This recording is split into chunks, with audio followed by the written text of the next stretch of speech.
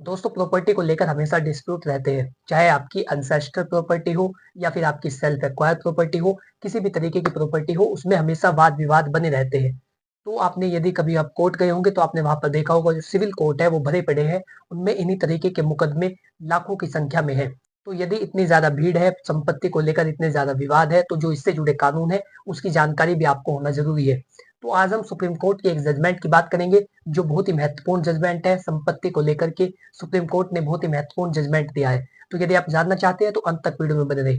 चलिए बिना किसी देरी के वीडियो को शुरू करते हैं। नमस्कार दोस्तों, मैं सुमित कुमार आप सभी का हमारे यूट्यूब चैनल में स्वागत करता हूँ। आशा करता हूँ कि आप लोग अच्छे होंगे। यदि आप इसी तरह की वीडियो में रुचि रखते हैं तो आज ही हमारे चैनल को सब्सक्राइब करें ताकि लीगल नॉलेज आप तक पहुंच सके। दोस्तों जजमेंट को जानने से पहले आपको समझना होगा कि प्रॉपर्टी कितने प्रकार की होती है। तो सबसे पहले होता है अनसेस्टल प्रॉपर्टी। ये ऐसी प्रकार की प्रॉपर्टी होती है जिसमें आपकी पैतृक संपत्ति आती है, यानी पैतृक संपत्ति को अनसेस्टर प्रॉपर्टी कहते हैं, जो 4 जनरेशन से चली आ रही है। सबसे पहले परदादा, फिर दादा, फिर बेटा, फिर उसका पोता। तो जो 4 जनरेशन से चली आ रही है उसे कहते हैं अनसेस्टर प्रॉपर्टी या पैतृक संपत्ति। और दूसरी होती है सेल्फ एक्वायर प्रॉपर्टी। तो जो इस प्रकार की प्रॉपर्टी होती है उसे व्यक्ति अपनी कमाई से, अपनी मेहनत की कमाई से स्वयं खरीदता है। ऐसी संपत्ति को कहते हैं सेल्फ एक्वायर प्रॉपर्टी। तो किसी भी तरीके की संपत्ति हो, हमेशा इनमें वाद विवाद बने रहते हैं। तो सुप्रीम कोर्ट ने अपना जो जजमेंट दिया है वो 29/3/2023 को दिया गया, जिसका नाम है प्रशांत कुमार साहू वर्सेस चारुलता साहू।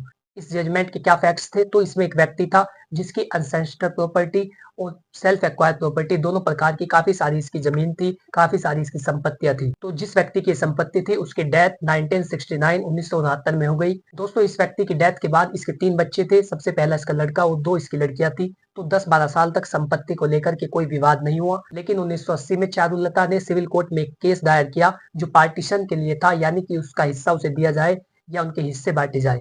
तो सिविल कोर्ट ने उनके हिस्से बांट दिए। उनकी पैतृक संपत्ति में 1/6 हिस्सा तथा जो उनकी सेल्फ एक्वायर प्रॉपर्टी थी या खुद की खरीदी गई जमीन जो उनके पिताजी की थी, उसमें उनका 1/3 भाग कर दिया गया।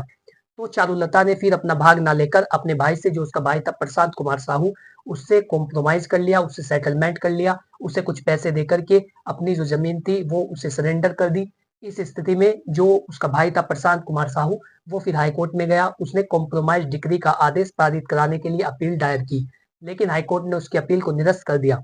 यानी कि जब उनका सेटलमेंट हो चुका था तो वो हाईकोर्ट में गया कि मुझे इसका आदेश दे दीजिए, कॉम्प्रोमाइज डेट की कॉम्प्रोमाइज डिक्री दे दीजिए, यानी कि उसे आदेश कराना था। तो हाईकोर्ट ने उसकी अपील को खारिज कर दिया। इसके विरोध में फिर वो गया सुप्रीम कोर्ट में। सुप्रीम कोर्ट में वही लेकर के गया कॉम्प्रोमाइज डिग्री पारित कराने के लिए, लेकिन ऑनेबल सुप्रीम कोर्ट ने उसकी इस अपील को खारिज कर दिया और हाई कोर्ट के निर्णय का समर्थन करते हुए कहा, यदि किसी पार्टीशन विवाद के चलते यदि कोई सेटलमेंट होता है या 2 पार्टनर मिलकर के आपस में सेटलमेंट करते हैं, तो ऐसी स्थिति के अंदर उस जो सेटलमेंट हुआ है, जो सेटलमेंट किया गया है, जो कॉम्प्रोमाइज डीड है, उस पर सभी के हस्ताक्षर होने जरूरी है। लेकिन जो जैसे मैंने आपको बताया कि इस आदमी के 3 बच्चे थे। सबसे पहला प्रशांत कुमार साहू और 2 इसकी लड़कियां थी।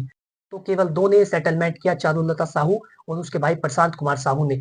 और जो तीसरा इसका पार्टनर था उसके साइन नहीं कराए गए। तो ऑनेबल सुप्रीम कोर्ट ने उसकी इस अपील को यह कहकर के खारिज कर दिया कि यदि किसी विवाद के चलते, यदि किसी सिविल सूट के चलते कोई कॉम्प्रोमाइज होता है, कोई सेटलमेंट होता है, तो उस सेटलमेंट पर सभी के हस्ताक्षर होने जरूरी है। अन्यथा की स्थिति में कोई भी डिग्री पारित नहीं की जा सकेगी। तो ये सुप्रीम कोर्ट का महत्वपूर्ण आदेश था जिसकी जानकारी आप लोगों को होना जरूरी है। आशा करता हूँ कि आप लोगों को जानकारी अच्छी लगी होगी। यदि आप इसी तरह की वीडियो में रुचि रखते हैं तो आज ही हमारे यूट्यूब चैनल को सब्सक्राइब करें। यदि आपका कोई भी सवाल हो तो आप कमेंट बॉक्स में लिख करके पूछ सकते हैं। Thanks for watching this video.